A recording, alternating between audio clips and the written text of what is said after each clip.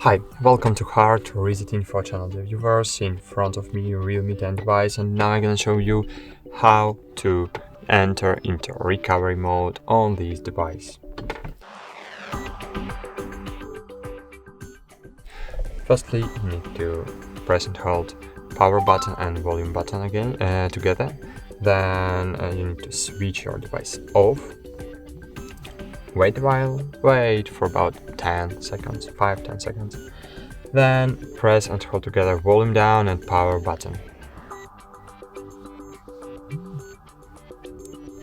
Release power button when Realme logo appears and still hold volume down button.